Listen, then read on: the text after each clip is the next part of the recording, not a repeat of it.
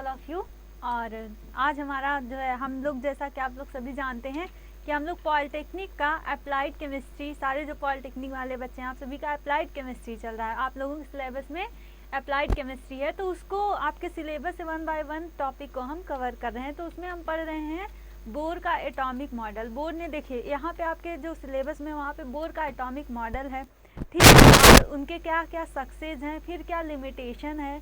तो एप्लीकेशन तो दिया नहीं है, लेकिन फिर भी कुछ कुछ बेसिक चीज़ें आपके सिलेबस में, एप्लीकेशन है नहीं लेकिन कुछ कुछ बेसिक चीज़ें मैं बता दे रही हूँ, जानकारी रखिए, हो सकता है आ ही जाए आपके एग्जाम में, तो जानते रहिए, ठीक है। तो बोर ने अपना एटॉमिक मॉडल दिया क्यों था? क्योंकि ये जानना था, बहुत सारी चीज़ें एटम्स के बारे में पता नहीं थी, बस हाइपोथेसिस था, मतलब एजम्पशन था कि ऐसा होता होगा, सब मानते थे, लेकिन साइंस ऐसा होता होगा इस पे नहीं बेस करता है। साइंस ये मानता है एक्सपेरिमेंटल प्रूफ करके आप बताइए, तभी साइंस मानता है। केवल सोचने से हाइपोथेसिस पे बिल्कुल बिलीव नहीं करता है।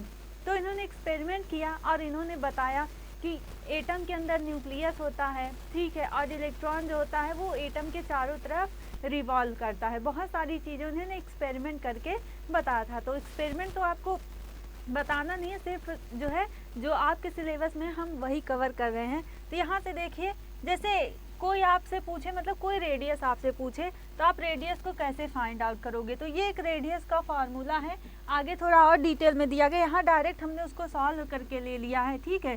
तो आर एन, एन क्या है? एन मतलब आपका कोई एन, यहाँ पे कोई भी क्या है, कोई भी शेल, उसी को क्या कह दी है, या फिर क्या ऑर्बिट, कोई 1 2 3 कोई भी जो नंबर हो वही, जैसे वन सेल का पूछ लिया तो एन की जगह 1 रखोगे, ठीक है। जहाँ भी एन है एन की जगह आपको 1 रख देना है। एन की वैल्यू 2 है तो यहाँ पे क्या करोगे, 2 का स्क्वायर करोगे।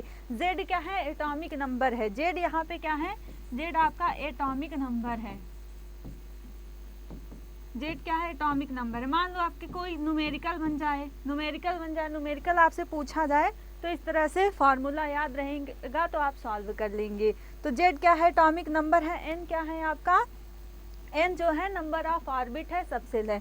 तो जेड यहाँ पे देखो, जो बोर ने दिया था ना, जो बोर ने दिया था वहाँ पे जो है ये बोर का जो एटॉमिक मॉडल है, यहाँ पे क्या था, यहाँ पे सबसे बड़ी चीज़ ये थी कि इन्होंने हाइड्रोजन और हाइड्रोजन लाइक स्पीसीज दिया था, ठीक है। क्या हाइड्रोजन और हाइड्रोजन लाइक स्पीसीज के बारे में ही इन्होंने बताया था। तो हाइड्रोजन का एटॉमिक नंबर हमेशा एक ही होता है, कितना होता है? 1 होता है। तो जेड की वैल्यू यहाँ पे कांस्टेंट होगी, जेड की वैल्यू हमेशा कितनी होगी? 1 होगी, 1 होगी। लेकिन हाइड्रोजन दिया हो तब, ध्यान रखना, अगर हाइड्रोजन दिया है तो 1 लेंगे, लेकिन अगर मान लो आपको हीलियम दे दिया तो जेड की वैल्यू क्या रखेंगे आप? 2 रखेंगे।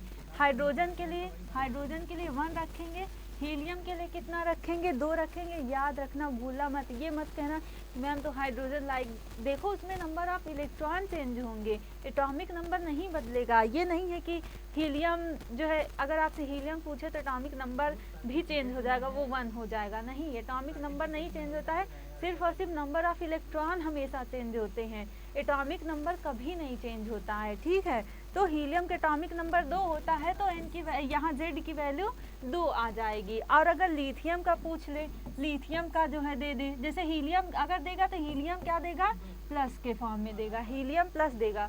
तो number of electron helium plus में एक ही है, नंबर ऑफ इलेक्ट्रॉन 1 है हीलियम प्लस में, लेकिन इसका एटॉमिक नंबर क्या होगा? 2 होगा। लिथियम के केस में अगर लिथियम होगा तो यहाँ लिथियम क्या होगा? +2 के फॉर्म में देगा, लेकिन यहाँ पे 3 होगा। क्या होगा? एटॉमिक नंबर 3 ही होगा। तो ये इंपॉर्टेंट पॉइंट है कुछ कुछ जो मैं आपको बता रही हूँ। अगर न्यूमेरिकल होगा तो बस ये फार्मूला याद रखना और इसी में रख देना। क्या है? आर एन, मतलब कि किसी भी एन या फिर किसी ऑर्बिट का रेडियस है तो क्या करेंगे? 0.5, ये 0.529 into 0.529 into N square divided by Z, N square divided by Z angstrom. आपको रेडियस किस में पूछता है? हमेशा रेडियस एंगस्ट्रॉम, बहुत ज़्यादा छोटी रहती है। क्या आप एटम की रेडियस को देख सकते हैं? बहुत ज़्यादा, 1 एंगस्ट्रॉम बहुत छोटी यूनिट होती है, बहुत छोटी यूनिट होती है। 1 एंगस्ट्रॉम इक्वल टू होता है 1 एंगस्ट्रॉम इक्वल टू होता है 10⁻⁻10 मीटर। सोचो कितना बहुत छोटा होता है, 10⁻⁻10 मीटर। तो ये वैल्यू होता है और आपसे हमेशा एंगस्ट्रॉम में पूछता है क्योंकि जो एटम का रेडियस होता है वो बहुत छोटा होता है। ये जो चीज़ है, ये जो वैल्यू है एंगस्ट्रॉम का, आप हमेशा इसको याद रखना, हमेशा याद रखना, आपको बहुत काम देगा एंगस्ट्रॉम की वैल्यू। फिर आइए अपने नेक्स्ट टॉपिक पे चलते हैं। देखो यहाँ पे एन मैंने आप लोग को बता ही दिया है। एन क्या है? Number of cell.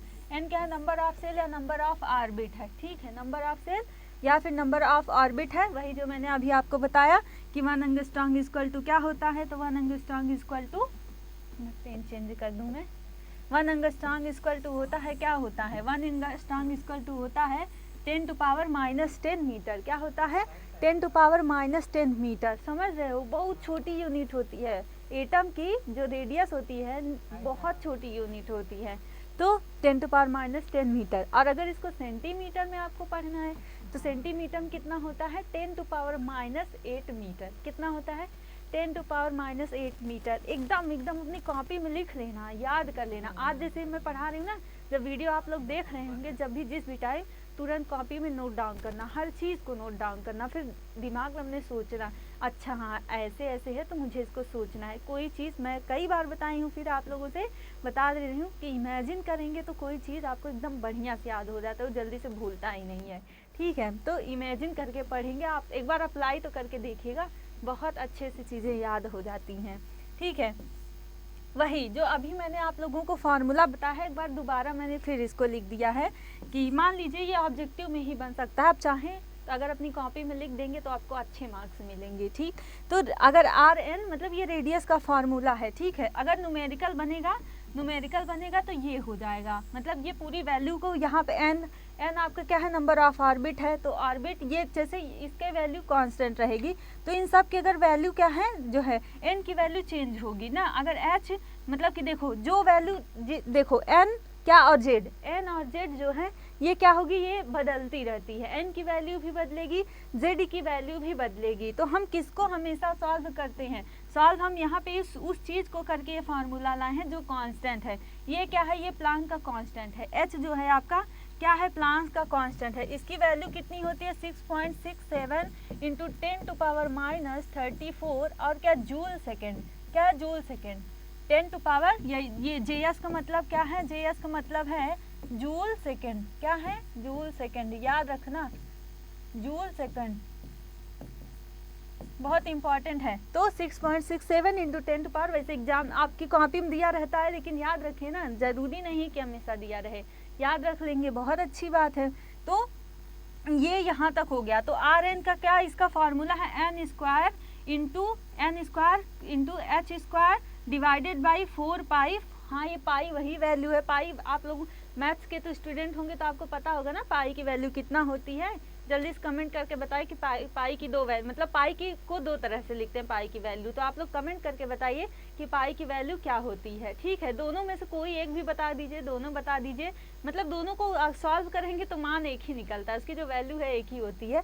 तो पाई, ये पाई वही पाई है, ठीक है। और एम क्या है? मास है। एम क्या है? मास है। तो इलेक्ट्रॉन का मास फिक्स होता है। कितना होता है? फिक्स होता है इलेक्ट्रॉन का मास। तो और के क्या है? के कांस्टेंट है। जेड आपका क्या है? एटॉमिक नंबर है, ये नहीं कांस्टेंट है। ये इलेक्ट्रॉन का क्या है? इलेक्ट्रॉन का चार्ज है, ये भी कांस्टेंट है। मैंने बताया था ना 1.6 इंटू 10 टू पावर -19 -1.6। जब इन सब को हम कलेक्टिवली सॉल्व कर लेंगे तो हमको ये वैल्यू यहाँ पे मिलती है, क्या? 0.529 into N square divided by Z angstrom, ठीक है। एंगस्ट्रॉन ये जो है रेडियस की वैल्यू है, किसी भी एन ऑर्बिट जो है रेडियस की वैल्यू है। तो इसको अच्छे से आप लोग याद कर लेना, ठीक है। और कोई भी डाउट हो, कोई भी आप लोग को प्रॉब्लम हो, आप लोग कमेंट करके जरूर पूछिएगा। आइए अब अगला देखते हैं, एनर्जी ऑफ एन इलेक्ट्रॉन। अभी किसी, देखो हम रेडियस तो जान गए कैसे निकालना है। अगर हमको किसी इलेक्ट्रॉन की एनर्जी निकालना हो, अब सिंपल सी बात है कि मोशन कर रहा है, आप लोग को पता होगा अगर किसी चीज़ में मोशन है तो ऐसे तो नहीं मूव कर रहा है, उसमें कुछ एनर्जी होगी ना। जैसे मशीन वगैरह भी है, अगर मशीन में मतलब कुछ न कुछ अगर इलेक्ट्रिसिटी चला रहे हैं, किसी चीज़ चला रहे हैं, कहीं न कहीं से उसको एनर्जी दी जाती है, तभी वो काम करता है। तो अगर कोई चीज़ मूवमेंट कर रहा है या फिर नहीं भी मूवमेंट कर रहा है, एनर्जी देखो कई तरह की होती हैं। नहीं मूवमेंट कर रहा है तो पोटेंशियल एनर्जी, स्थितिज ऊर्जा तो सभी में होता है। और मूवमेंट कर रहा है तो काइनेटिक एनर्जी होता है। पोटेंशियल एनर्जी देखो मूवमेंट कर रहा है तो एनर्जी है, काइनेटिक एनर्जी होती है, पोटेंशियल एनर्जी होती है। एनर्जी बहुत तरह की होती है, ठीक है।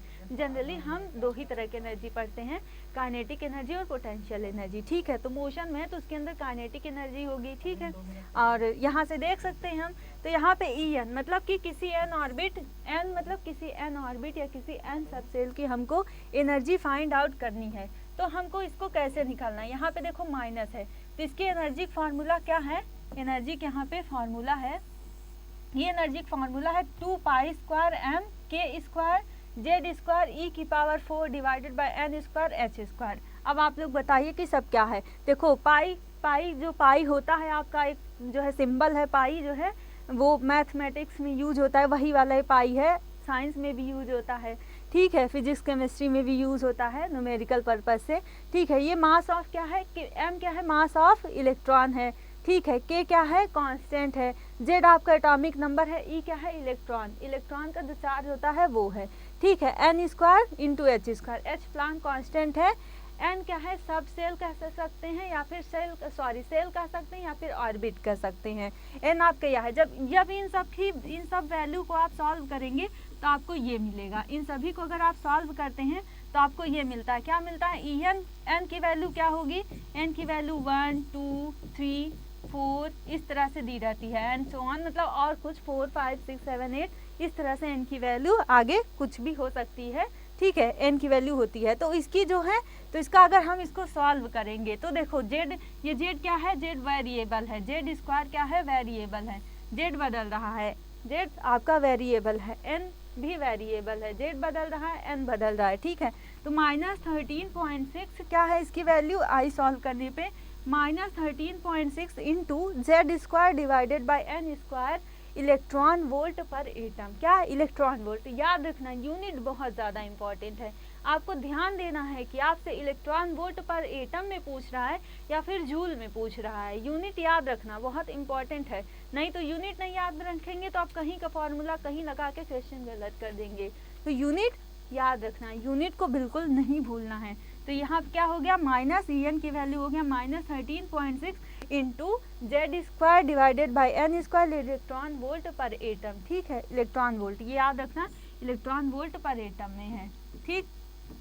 और अगर आपसे जूल में पूछे तो आपका ये फार्मूला लगेगा। जूल में पूछे ये वैल्यू जो है ये सॉल्व किया हुआ, सब कुछ सॉल्व करके, एच की वैल्यू, एम की वैल्यू, के की वैल्यू, सारी की जो कांस्टेंट हैं उनकी वैल्यू होती है, जैसे पाई की वैल्यू होती है वैसे उन सब की वैल्यू है। जब उन सब की वैल्यू को हम इस फार्मूले में रख देंगे जो ई का फार्मूला है, तो हमको ये जो है क्या मिलेगा, हमको एक डेटा मिल जाएगा।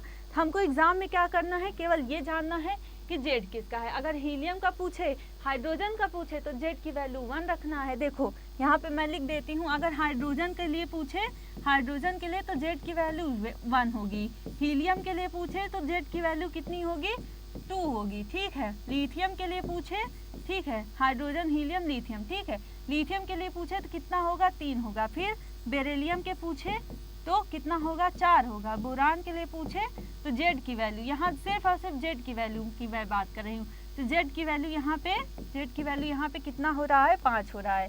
इस तरह से होता है, ठीक है। तो ये इम्पॉर्टेंट है, इसको याद रखना। तो यहाँ पे आपका आ जाएगा माइनस ये 21, -21.69 -21.69 इंटू 10⁻⁻19 है, into Z square divided by N square. Z square divided by N square क्या है, जूल पर एटम, जूल पर एटम, ठीक है। अगर आपसे जूल पर एटम में पूछे, आपसे क्वेश्चन में न्यूमेरिकल में दिया रहेगा जूल पर एटम में बताइए, आंसर दीजिए, तो जूल पर एटम के लिए ये यूज करना है आपको, ठीक है। नहीं पूछे तो कोई बात नहीं, अगर आप थ्योरी में केवल लिख रहे हैं तो इसको लिख सकते हैं, नहीं तो थ्योरी में आप इसको मत लीजिए, मतलब पूरा डेटा सॉल्व करके मत लीजिएगा, सिर्फ और सिर्फ जो न्यूमेरिकल पर्पज़ के लिए यूज़ होता है। न्यूमेरिकल पूछे तो यूज़ करना, नहीं तो ई का जो फार्मूला है बस फार्मूला लिखना। अगर आप थ्योरी लिख रहे हैं तो ई का जो फार्मूला है सिर्फ उसको लिखना, ठीक। आइए अगला नेक्स्ट पॉइंट देखते हैं, वेलोसिटी। अब सिंपल सी बात है, रेडियस होता है, इलेक्ट्रॉन में एनर्जी भी होती है, मूव कर रहा है इलेक्ट्रॉन तो उसमें वेलोसिटी भी तो होती है, तो हमको वेलोसिटी भी आना चाहिए। तो वेलोसिटी कैसे, ये जो बोर हैं उन्होंने कैसे ये सब फार्मूला उन्होंने डेवलप किया है। अपने थ्योरी से, अपने जो उन्होंने एक्सपेरिमेंट किया उसके बेसिस पे ये सब फार्मूला डेवलप किया गया है, बनाया गया है, निकाला गया है। तो ये वेलोसिटी का फार्मूला क्या निकल के आया, 2 पाई के जेड। क्या है, 2 pi K Z E square divided by N H.